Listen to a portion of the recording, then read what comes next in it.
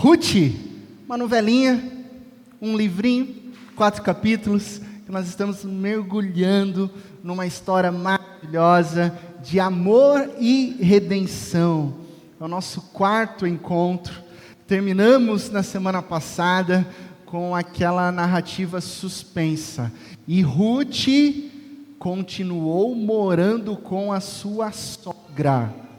Continuou morando com a sua sogra até acabar a colheita. Até acabarem as colheitas tanto de cevada quanto de trigo.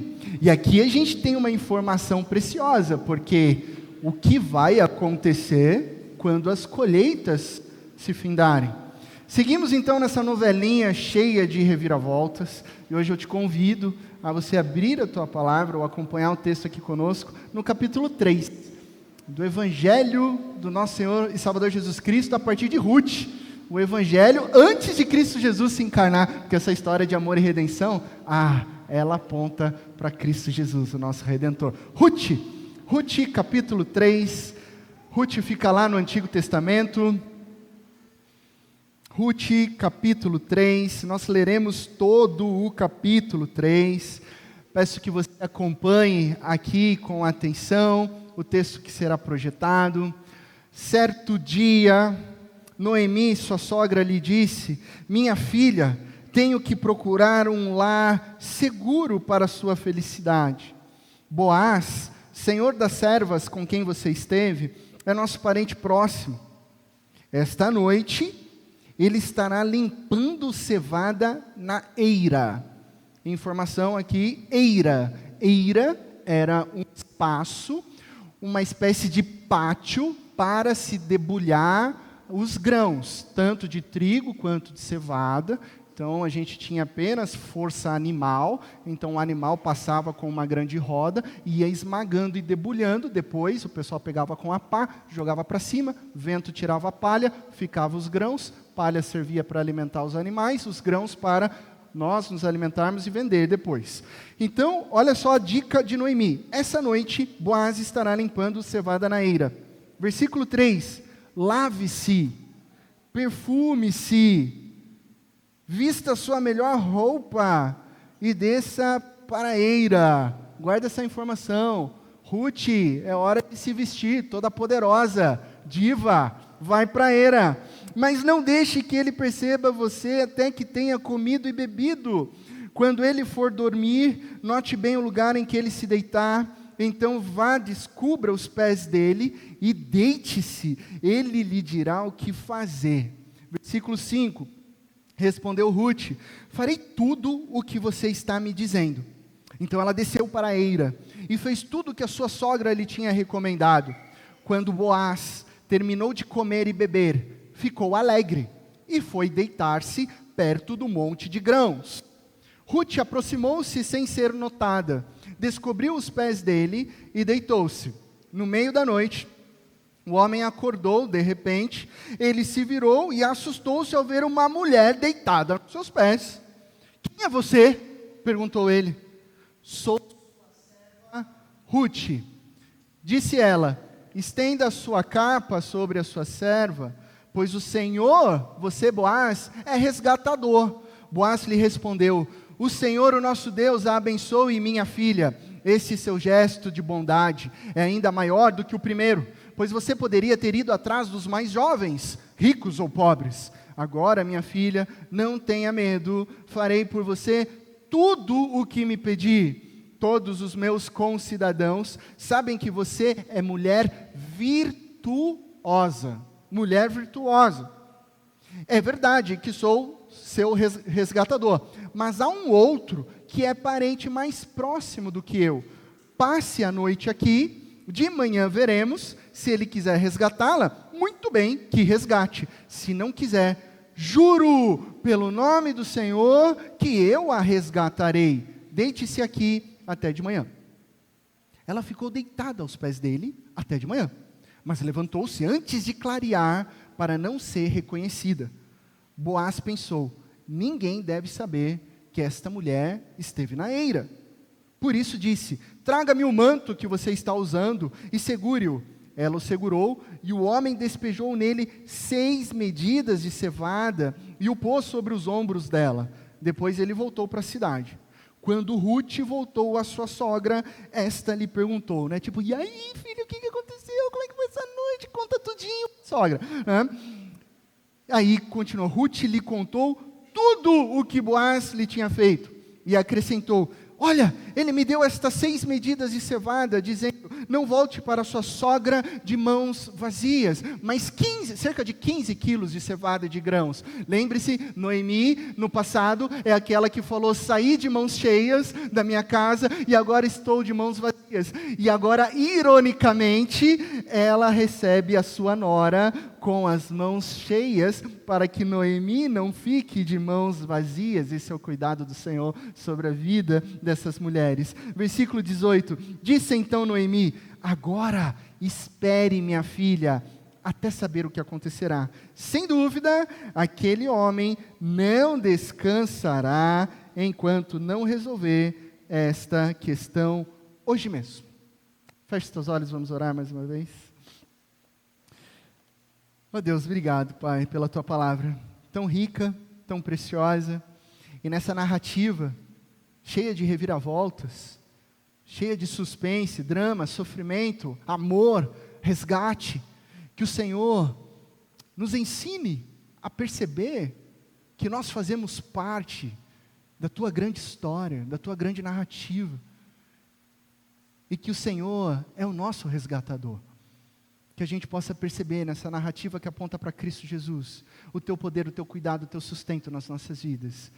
Nos ensina a esperar e descansar no Senhor, em Cristo Jesus. Amém e amém. Eu falei para vocês lá no primeiro encontro da série, né, que essa novelinha parece um doraminha, né, parece um negócio romântico. Fiz também um link para os mais fiéis a Orgulho e Preconceito, né? Fiéis leitores de Jane Austen. Então, por amor, vou compartilhar um trecho que foi registrado na obra mais famosa de Jane Austen, né? Orgulho e Preconceito. Aqui está uma cena do filme, mas a obra diz o seguinte: a imaginação de uma dama é muito lépida, muito voraz, muito rápida. Pula de admiração ao amor e do amor ao matrimônio num instante. É muito rápido.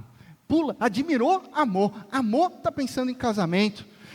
Eu não posso dizer com tanta propriedade sobre essa rapidez, mas me parece ser natural que as mulheres, elas sim, se permitam verbalizar com maior profundidade os sentimentos delas em relação aos homens. E isso é muito louvável. Nós, homens, precisamos aprender com as mulheres como verbalizar os nossos sentimentos, né? Geralmente a gente fica lá na nossa caverna da tosquice, no nosso pântano do Shrek, e às vezes a gente não consegue verbalizar o que nós estamos sentindo, mas aqui as mulheres nos dão uma boa lição. Ao mesmo tempo, me assusta com essa citação, ao pensar que, será que é tão rápido assim? Pula da admiração ao amor, do amor ao matrimônio, num instante, eu começo a ficar nervoso, né? Minha filha mais velha casa esse ano, minha filha mais nova, 13 anos, ela vai pular do amor à admiração, da admiração num casamento, como assim? Eu não tô preparado. Eu abri um livro essa semana, e dentro dos meus livros eu coloco marca-textos e coloco também alguns bilhetinhos. Eu encontrei esse bilhetinho. De Isabela para papai. Depois tem um detalhe aqui que eu vou compartilhar. Mas eu vou abrir aqui o conteúdo. Peço licença. Bela está aqui? Não? Está lá embaixo? Bela? Bela, eu vou compartilhar. Tá? Mas foi há mais de 3, 4 anos atrás. Vai brigar comigo em casa? Porque ela é uma mini Júnia. Mas, enfim. Eu morro de amor quando eu leio. Eu fico relendo isso. Pai, eu te amo. E estou sentindo a sua falta. Eu estava numa viagem. Né? Para mim, você é o homem mais forte, mais lindo de todos e o mais inteligente.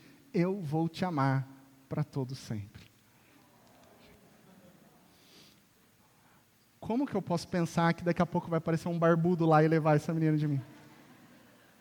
Eu tenho dificuldades, né? Eu tenho dificuldades.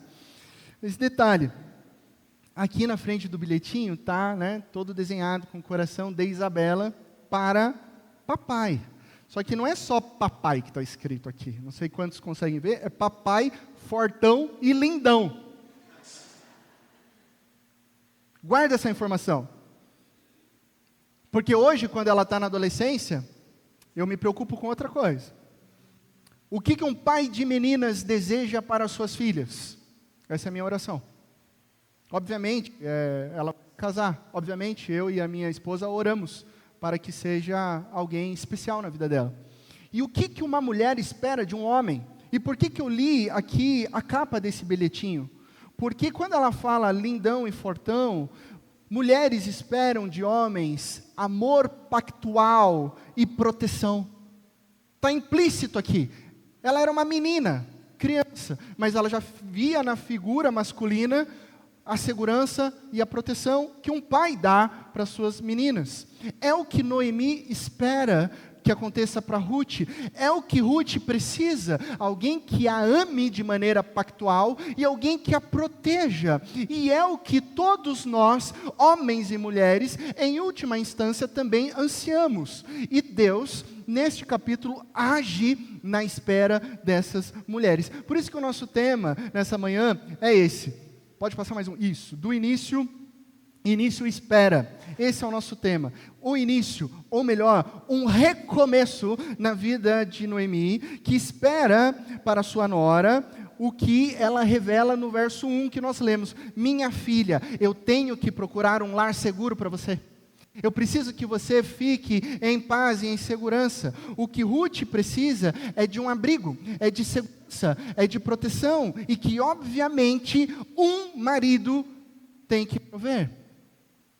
E Noemi apresenta uma postura totalmente diferente daquela Noemi do primeiro capítulo, que está amarga, que está passiva, que está vivendo se vitimizando. Agora ela toma uma outra postura, e o primeiro ponto da nossa reflexão é esse: Deus trabalha no plano audacioso de Noemi. Quando eu estava preparando essa mensagem, e principalmente o primeiro ponto, eu não sabia que adjetivo que eu colocava para esse plano da Noemi. Porque sejamos sinceros, que plano é esse? Aí eu falei assim, eu vou ser educado, né? Vamos colocar audacioso, né? Ousado, para não chamar de louco, porque assim, olha, minha nora, Boaz, sabe que Boaz, aquele bonitão, então, ele vai estar na eira hoje à noite, debulhando cevada. Você, menina, vai tomar um banho, você vai fazer as unhas, hidrate esse seu cabelo, porque aqui é muito quente em Belém. Passe um skincare da Sephora e se prepare para soltar esse cabelão perfumado ao lado de Boaz. Então coloque o seu melhor vestido, espere ele comer, espere ele beber umas taças de vinho, observe-o, siga-o, e quando ele estiver contente e alegre e deitar para dormir, aguarde e vá lá e deite-se aos seus pés.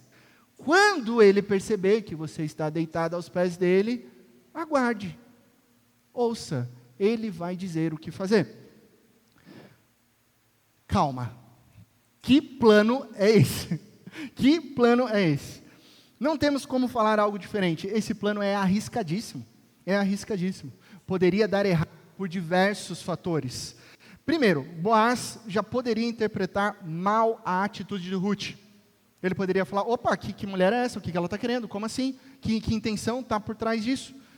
Depois, Ruth poderia ser vista por outras pessoas e ser difamada publicamente. Não vamos esquecer que ela é uma estrangeira, que ela é uma moabita. E Ruth vai. É interessante porque Ruth obedece, né? E assim a gente fica parando para pensar o que passava na cabeça de Noemi. A gente não sabe, mas a gente sabe que Ruth vai lá. Ruth faz o que a sogra mandou, joga todo o seu charme para cima de Boaz, né? Será que é isso que Noemi esperava? Será que é isso que estava na mente de Noemi?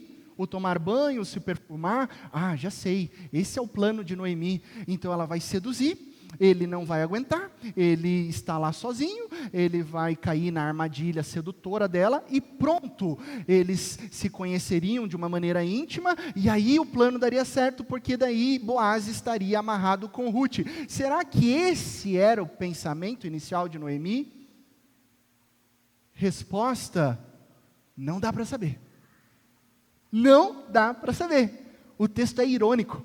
O narrador, ele solta no ar algumas palavras, no hebraico, palavras que são utilizadas para relacionamentos mais íntimos e sexuais. Ele não diz o que está acontecendo, ele solta, ele deixa em suspenso. As instruções de Noemi são ambíguas, sim, mas algo ela tem certeza. E é nisso que está escrito no texto que a gente vai se prender. Boaz é parente resgatador. Ele é resgatador. Portanto, a proposta não é a conquista de um amante. Não, mas sim a estratégia para que Ruth possibilitasse um encontro propício a um pedido de casamento, porque através de um casamento haveria um resgate. Essa informação nós temos aqui na palavra de Deus. Eu preciso abrir um contexto próximo do texto para te atualizar naquele momento. Noemi tem um plano audacioso, sim, mas que tem fundamento na lei do povo de Deus. Talvez você não saiba, por isso eu vou explicar aqui. Ela tinha em mente uma lei chamada Lei do Levirato, que encontramos tipificada, sabe onde? Na Bíblia, no livro de Deuteronômio, capítulo 25, que diz: se dois irmãos morarem juntos e um deles morrer sem deixar filhos, a sua viúva não se casará com alguém de fora da família. Não pode casar com alguém de fora da família. O irmão do marido se casará com ela e cumprirá com ela o dever de cunhado. Dever de cunhado, olha que lei. O primeiro filho que ela tiver levará o nome do irmão falecido para que o seu nome não seja apagado de Israel. Tá fácil achar marido? Tá nada. Além de achar marido, você tem que olhar se o cunhado pelo menos é bonitinho. Porque se o marido morrer, você vai... Naquela época era assim.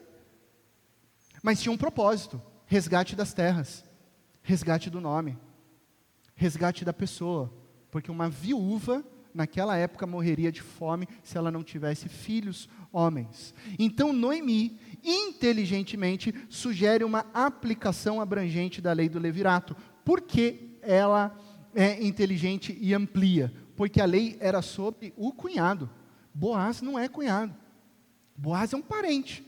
Mas Noemi vai falar: bom, vamos aplicar isso, porque o meu marido morreu, o marido de Ruth morreu, e não há parentes próximos. O plano era simples e ousado. Boaz resgataria as terras da família de Noemi, através do casamento com Ruth. Então, se alguma terra havia sido vendida lá atrás, quando chegasse o ano do jubileu, se Ruth casasse com um parente resgatador, todas as terras voltavam para a família. Ela iria ter um casamento, ela iria ter uma família, e ainda ela poderia ter filhos e manter o nome da tribo seguindo. Noemi não era mais aquela Noemi amarga, Mara, choramingando pelos cantos, e sim a Noemi agindo debaixo da soberania de Deus, em conformidade com as leis do povo de Deus. Gente, Deus trabalha nos planos mais audaciosos, quando os planos estão debaixo da vontade, da direção e dos princípios de Deus. Deus pode trabalhar em nossas ações, mesmo nos planos mais arriscados, desde que eles estejam debaixo da lei do Senhor. Às vezes você está com um plano muito ousado, às vezes você precisa mudar de emprego e falta coragem, às vezes você precisa mudar de cidade, às vezes você precisa tomar uma atitude, às vezes você fala assim: nossa pastor, eu quero ter mais filhos, mas a coisa está apertada, está preocupado com a economia, outra coisa. Meu amigo, minha amiga, vai e tome uma ação. Se você está debaixo dos princípios e valores de Deus, confie em Deus que Ele vai agir nos seus planos mais audaciosos. Como é que Ruth fica diante desse plano arriscado? Gente, não pode esquecer que ela é viúva. Não podemos esquecer que ela é estrangeira. Não é qualquer estrangeiro, não. É moabita. Havia uma rixa, havia uma briga entre o povo judeu e os moabitas. E ela está vivendo nos tempos dos juízes. Nós já conversamos aqui que naquele tempo cada um fazia o que dava na telha. Ninguém estava preocupado com a lei do Senhor. Então era um mundo cruel, era um mundo bagunçado ali. E o que ela faz? O verso 5 nos diz que ela responde: farei tudo que a senhora, minha sogra, está ordenando eu fazer. E já sabemos que o é especial demais. Só que agora as coisas ficam ainda mais interessantes. porque ela vai nessa missão maluca. Deus age no pedido inusitado de Ruth. Vamos começar percebendo que Ruth disse que faria tudo o que a sogra disse. Mas, na verdade, ela não faz tudo o que a sogra mandou fazer. Tem um detalhe aqui que eu vou mostrar para vocês. Quando Boaz, versículo 7, terminou de comer e beber, ficou alegre. Deixa eu abrir um parênteses aqui. Ninguém fica alegre do coração com suco de uva, tá, gente? É vinho, tá? É vinho. Na Bíblia tem vinho, tá? Na Bíblia tem álcool. Jesus bebeu vinho. Jesus transformou água em vinho, tá? Então, esse é um detalhe importante. O que a Bíblia recomenda é que a gente não passe dos limites. Mas a Bíblia orienta a gente a compartilhar a mesa, compartilhar vinho com os amigos, e não há nada de errado em se alegrar. Comeu, bebeu, ficou alegre e foi deitar-se perto do monte de grãos. Ruth aproximou-se, sem ser notada, descobriu os pés dele e deitou-se. No meio da noite, o homem acordou de repente, ele se virou e assustou-se ao ver uma mulher deitada aos seus pés. Quem é você? Perguntou ele. Sou sua serva Ruth, disse ela. Estenda sua capa sobre a sua serva, pois o Senhor é resgatador. Presta atenção, até o verso 8, tudo seguia conforme o planejamento de Noemi. Noemi falou, vai, faz isso, chega lá, cheirosona, perfumada, e aguarda o que Boaz vai mandar você fazer. Só que o que Ruth faz? Ruth muda o plano ali na hora. Ruth não aguarda, Ruth já manda a real. Ruth já fala na lata, estenda a sua capa, estenda as suas asas sobre a sua serva, pois o Senhor é resgatador. Em outras palavras, eu preciso te conectar ao texto antigo. Sabe o que ela está falando? Ela está falando assim, Boaz, como resgatador, case-se comigo. Olha só, ela está fazendo um pedido de casamento. E por essa, Boaz não esperava, porque aqui nós temos uma mulher de ação. Aqui nós temos uma mulher determinada. Aqui temos uma mulher que não tem picuinha, não tem mentira, não tem disfarce. Ela fala a realidade. É ela quem faz o pedido de casamento. E de maneira genial.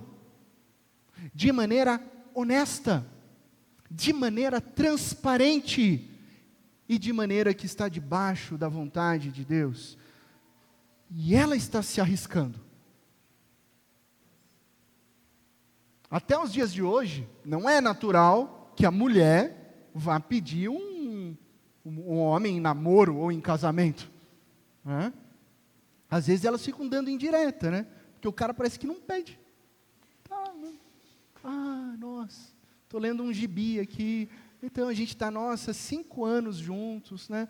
Ai, a gente precisa de mais um tempo, né? Daqui a pouco eu vou falar sobre isso, calma. Aí a mulher fica, então, né? A gente precisa de um tempo para quê? Né? Para perder? Vamos casar, acorda, vamos lá. Pede. Então hoje já tem ainda tem essa dificuldade. Agora imagine naquela época. E é ela quem está fazendo o pedido. Então ela está se arriscando. E por diversos motivos.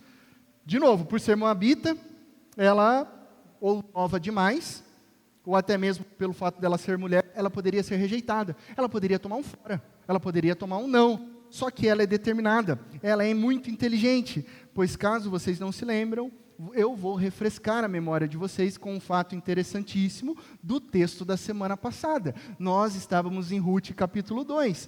Quando Ruth, lembra? Ruth debulhando espiga, Ruth pegando grãos, Ruth com a roupa de trabalho, Ruth suando igual tampa de marmita, Ruth não estava bem cheirosa porque não tinha desodorante, ela estava trabalhando o dia inteiro, e Boaz encontra ela trabalhando. Daquele jeito.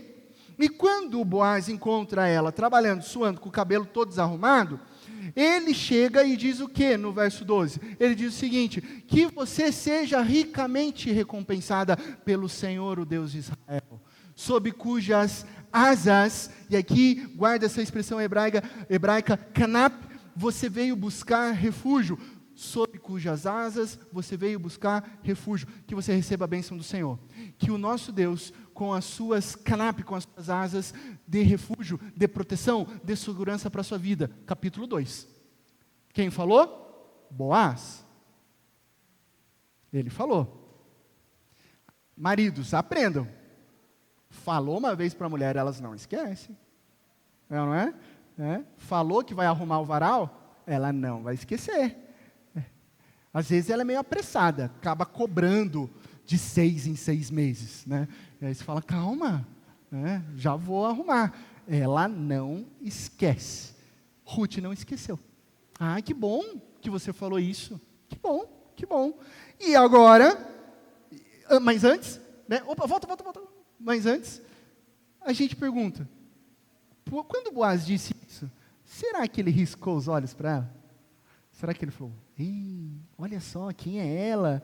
Será que ele se interessou? Ruth não sabe, Noemi não sabe, nós não sabemos, mas agora mudou. Agora ela está produzida, agora ela está lindona, ela está arrumada. E ela, toda poderosa, ela quem fala agora, no capítulo 3 que a gente leu. Estenda a sua capa, hebraico, canap. A mesma palavra.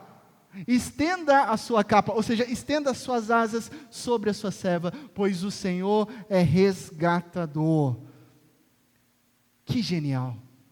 Que mulher, ela usa a mesma linguagem, na verdade ela usa a mesma palavra, uma mulher determinada, inteligente, sabe muito bem o que faz, ela o está lembrando, Senhor Boaz, se você realmente deseja que o Deus Todo-Poderoso, o Deus a quem servimos, abençoe a minha vida, a minha história, seja você, meu Senhor, um instrumento sobre a minha vida, casando-se comigo.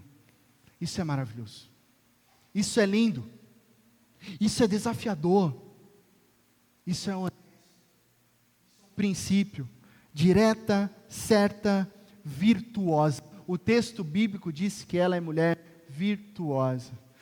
Um detalhe aqui importante, a Bíblia hebraica, ela é organizada em compêndios temáticos de livros, ela não tem a mesma organização da nossa Bíblia moderna aqui, e a Bíblia hebraica, ela é o conjunto do Antigo Testamento, ok?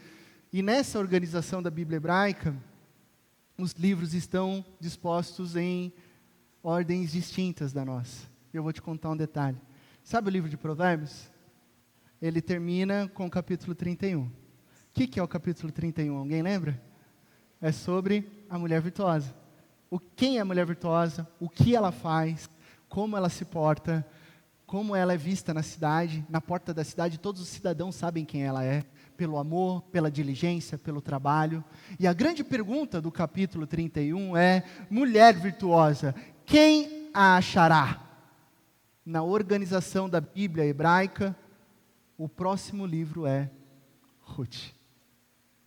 A mesma palavra virtuosa aparece em Ruth. E depois de Provérbios, o último capítulo começa a narrativa de Ruth. De Ruth, ela é virtuosa.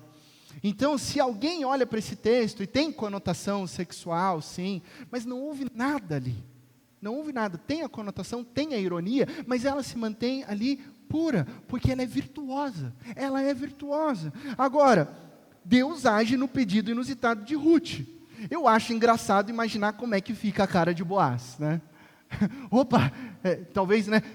Eu achei ela bonita, mas não sabia que era agora. Como assim? Né? A gente está aí num período de não dá nem 3 meses, 2 meses desde que ele viu ela. Boaz é um empresário, meia-idade, um homem de sucesso, ainda solteiro, trabalhando com a sua equipe em toda a colheita, né? A gente imagina, aí a gente brinca assim de conjecturar aí um drama. Ele é um homem bonitão, né? Um grisalho, um William Bonner assim, cheio de chá. E aí os servos dele gostam dele, ele é amigo, ele é honesto, os servos defendem ele, porque ele é um grande empresário, um homem de princípios, querido pelo povo, reconhecido na cidade, e a colheita foi tão boa, que ele decide fazer uma festa com os seus empregados, e vamos celebrar, vamos comer o pão, vamos beber o vinho, vamos alegrar os nossos corações. E ele teve um dia de trabalho, Porque primeiro ele debulhou o dia inteiro. Depois ele teve uma noite de celebração com os seus amigos, encheu o coração de felicidade, tomou ali as suas 3 taças de vinho, se alegrou e falou: eu trabalhei, eu conquistei, eu celebrei, agora eu vou descansar. Eu vou deitar e vou dormir o sono dos justos. No meio da noite, que é isso aí? Eu não sei se já teve aqueles sustos, né? Seja com um pesadelo ou seja com alguma coisa que acontece, né? Eu lembrei agora de um fato que aconteceu. A Bela era pequenininha. A Bela, desde pequenininha, ela foi ali com seus 6 meses, a gente já colocou ela pro quartinho dela, no berço, né? Aí do bercinho, abaixou o berço, depois foi para a caminha, e ela se acostumou muito rápido a estar no quartinho dela. Só que, às vezes, se ela viu alguma coisa, assistiu alguma coisa, ficava com medo, aí ela dava um pulinho no nosso quarto, né? Mas era de vez em nunca. E o que ela fazia? Ela não acordava, gente. Ela entrava ali, né? E dormia, se colar, colou, né? Um dia eu estava dormindo, num sono pesado, e ela deitou ali no meu pé. Ela veio e deitou ali no meu pé. Eu, dormindo, só fiz assim. Aí o barulhinho, plum.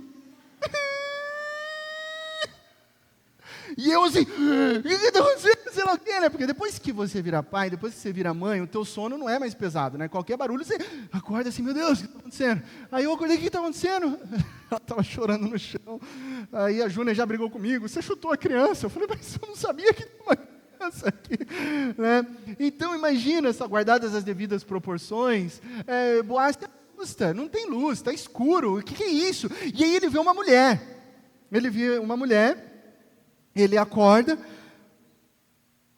e ele vê uma mulher ali, só que ela está produzida, e ela quer conversar com ele, e ela diz que ele é o parente resgatador, e ele acorda sendo informado que ele é o resgatador. A palavra hebraica é Goel, aquele que pode pagar as dívidas de uma família, de Noemi, e resgatar a terra, resgatar a família através de um casamento. Imagina a situação, o cara acabou de acordar, é muita informação, tem uma mulher maravilhosa, cheirosa, na frente dele, no meio da eira, de noite. Está tudo escuro, a tentação bate a porta, o coração está alegre do vinho, está meio acordando assim, o que está acontecendo? Uma informação vem de que ele é resgatador. Como assim eu sou resgatador? E no final, para culminar com a cereja do bolo, um pedido de casamento. Não é ele que pede, é ele que é pedido. Diante da lei, ele não tinha nenhuma obrigação de responder positivamente. Nenhuma. O resgate era voluntário, sempre foi. Resgata se quiser. O que ele faz? Olha só o que esse homem faz. Deus derrama proteção através de Boaz. Olha o que o texto bíblico diz. É verdade que sou resgatador, mas há um outro que é parente mais próximo do que eu. Passe a noite aqui, de manhã veremos se ele quiser resgatá-la. Muito bem, que resgate. Se não quiser, juro pelo nome do Senhor que eu a resgatarei. Deite-se aqui até de manhã. Gente, muita informação aqui. A gente começa a pensar, a conjecturar. Não dá para abrir todas as janelas aqui. Mas olha só. Ele dá uma certeza de que vai resgatar. Ele estava ou não estava afim dela? Aí a gente só imagina, né? Mas poxa, ele respondeu de prontidão. Só que tem um problema que daqui a pouco a gente vai falar. Tem um parente que é mais próximo. Boaz é solteiro, tem uma certa idade, está diante de uma mulher virtuosa. Nós não sabemos por que Boaz ainda está solteiro. Mas o que a gente sabe é que ele está diante de uma mulher virtuosa e bestão ele não é. Né? Então ele já aceita, ele já faz uma proposta, né, uma promessa para casar com Ruth. E amigos e amigas, sobre namoro e noivado, deixe-me trazer aqui algumas importantes lições.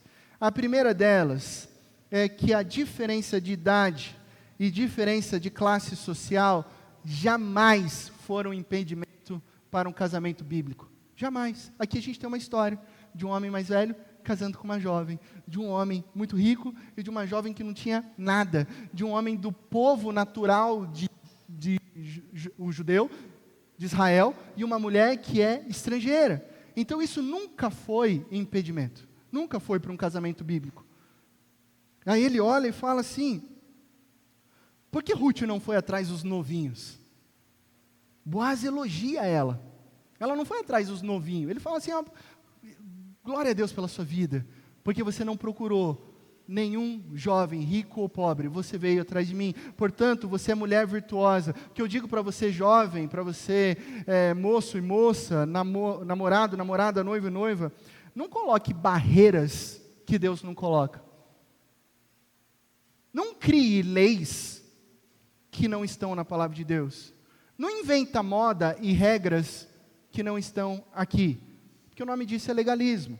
Então essa é a primeira lição. A segunda lição é que pessoas maduras, e aqui o texto bíblico não importa a idade, a gente tem um senhor e uma jovem, sabem o caminho certo e sabem o que deve fazer.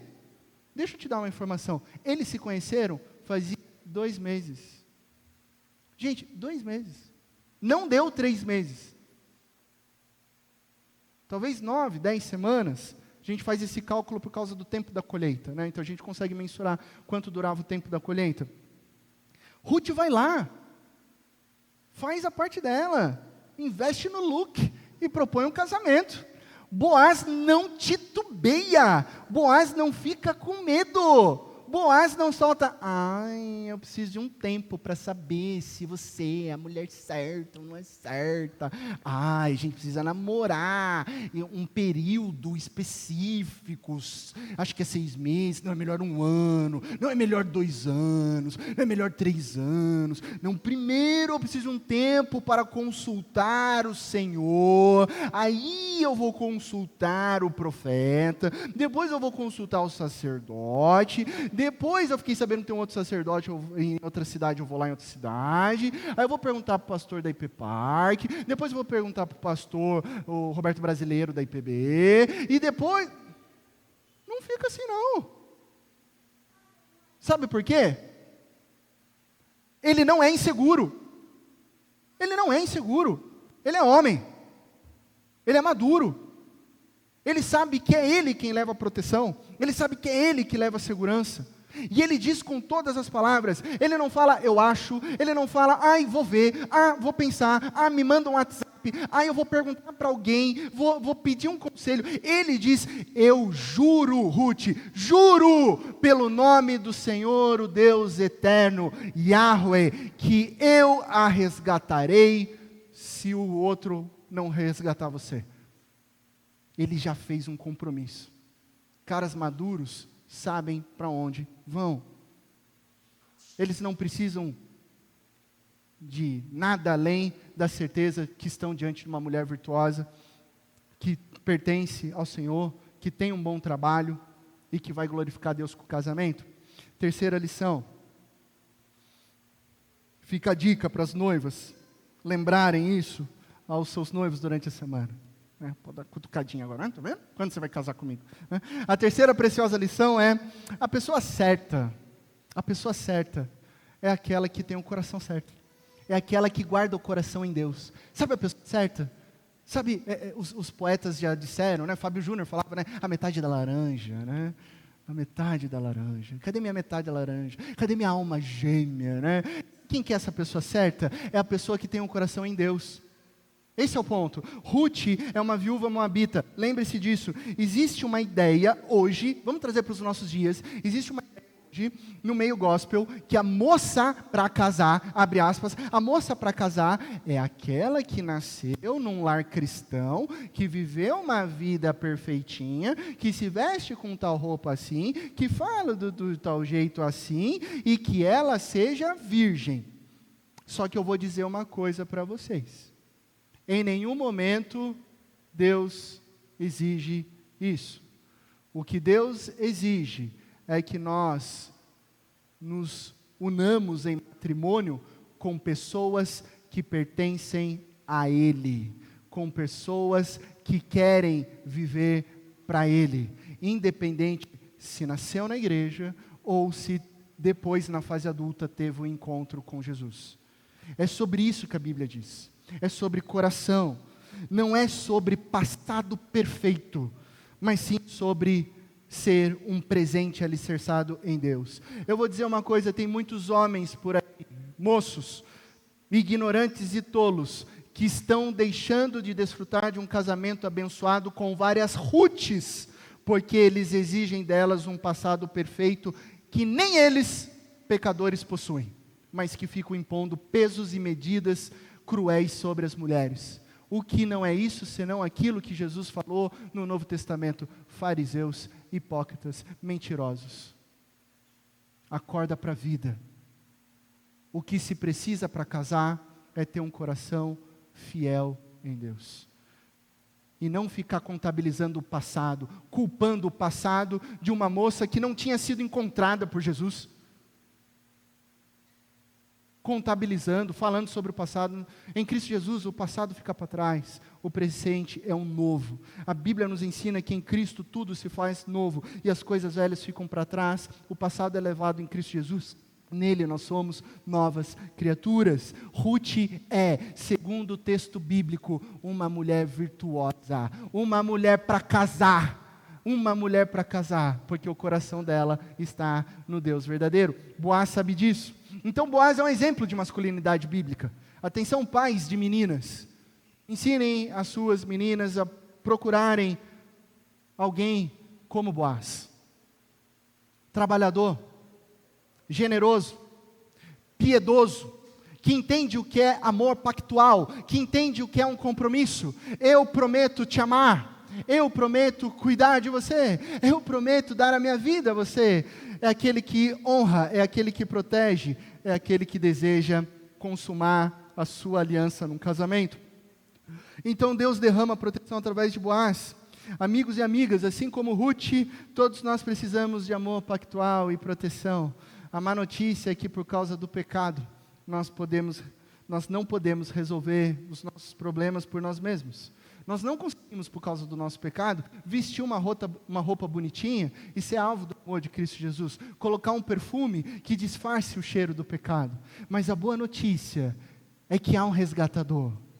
Nós temos um Joel, nós temos um Redentor, que não disfarça o cheiro do pecado, mas que paga na cruz o preço do pecado, e que nos limpa, e que nos purifica, e que lá na cruz Ele não paga com dinheiro, mas sim com o seu próprio sangue. Lá na cruz, Cristo Jesus lavou o nosso interior, levando sobre si os nossos pecados para nos salvar, nos curar e nos amar. Ele decidiu, como um resgatador, voluntariamente nos redimir, nos amar de maneira pactual, nos dar a proteção da salvação, mesmo com o nosso passado. Ele continua dia após dia nos oferecendo proteção, pois a obra dele é perfeita e eterna. Concluindo, Boaz prometeu se unir a Ruth. Só que tem uma tensão no texto, né? Tem um outro cara na frente. A gente não sabe o que vai acontecer. E agora? Né? Parece que está dando tudo certo, né? Está tocando aquela música de fundo, né? Os olhares, né? Daqui a pouco você é minha prometida, você é o meu prometido, né? Só que está acabando o capítulo e tem alguém na frente. E agora? Tem que esperar. E se o cara for bonitão? Tem que esperar para ver. E se ele quiser, por direito, casar com Ruth? Puxa, Boaz chegou e morreu na praia? Vai ter que esperar para ver o que vai acontecer. Do outro lado, nós temos Ruth, que chega em casa e compartilha tudo com a sua sogra. Fala que Boaz é o homem pronto para solucionar e resolver o problema da família. Tudo que for possível para aquela a quem o seu coração clama, porque ele já jurou que se o resgatador não vier, ele vai se casar com ela. O texto termina com a resposta de Noemi. Disse então Noemi: agora espere. Diga comigo, agora espere. É fácil esperar? Se for fácil, me avisa que eu vou pedir dica para você, porque eu não acho fácil. Agora espere, minha filha, até saber o que acontecerá. Sem dúvida, aquele homem não descansará enquanto não resolver essa questão hoje mesmo. O que Ruth pode fazer? Esperar. Noemi sabe que é o início de uma nova história, mas ao mesmo tempo a decisão agora está fora de controle de Boaz, está fora de controle de Ruth, está fora de controle de Noemi. Tão perto, mas ao mesmo tempo tudo pode mudar. Tanto o esperar de Boaz, como o esperar de Ruth, estão alicerçados em Deus. Não há o que fazer, mas eles podem descansar e esperar em Deus. O teólogo John Piper, pastor, ele diz o seguinte: a vida não é uma linha reta que vai de uma bênção para outra até chegar ao céu. Bom se fosse, né? A vida é uma estrada cheia de curvas e problemas, revés após revés. O ponto principal das histórias bíblicas, como a de José, Jó e Ruth, é nos ajudar a sentir em nossos ossos, não apenas saber em nossas cabeças, que Deus é por nós no meio de todas essas estranhas viradas, no meio de todas essas coisas que acontecem e estão fora dos nossos planos, no meio de todas as circunstâncias e até mesmo do sofrimento, Deus continua sendo por nós. E quando nós entendemos que Deus é por nós, quando compreendemos que o resgate de Deus é o início da vida plena e abundante, nós sentimos o amor pactual. Nós podemos descansar na proteção que nós precisamos para continuar esperando.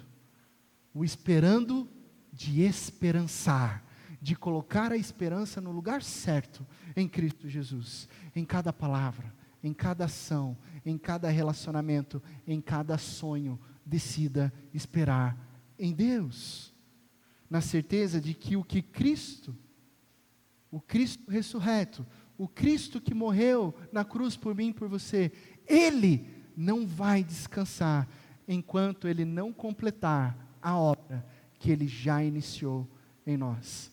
Mesmo sem saber o que vai acontecer amanhã, você está seguro, você está segura no amor pactual de Deus. Espere em Deus. Espere, descanse, confie em Deus. Feche seus olhos nesse momento.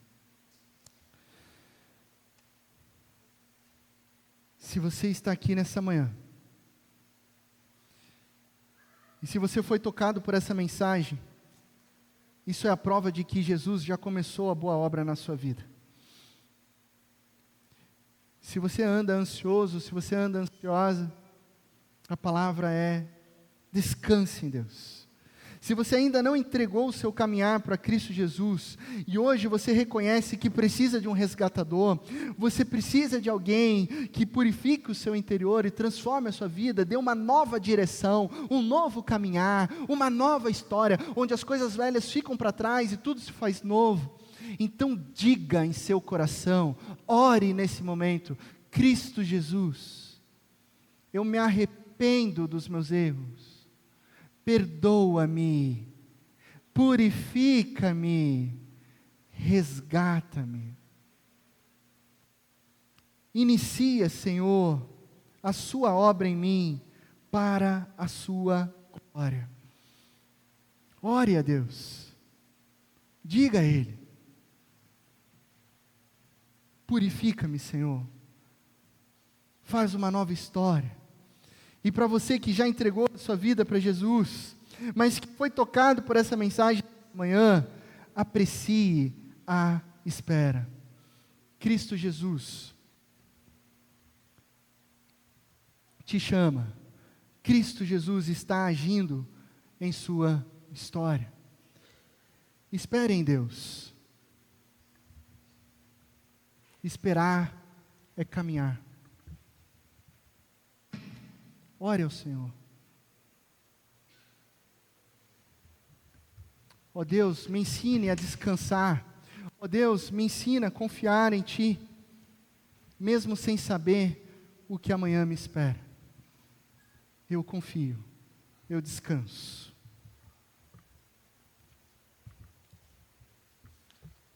Coloque-se de pé, vamos orar, ó Deus. Obrigado, Deus, porque nós podemos esperar esperar com esperança, porque toda espera no Senhor é um caminhar, toda espera no Senhor é um avanço.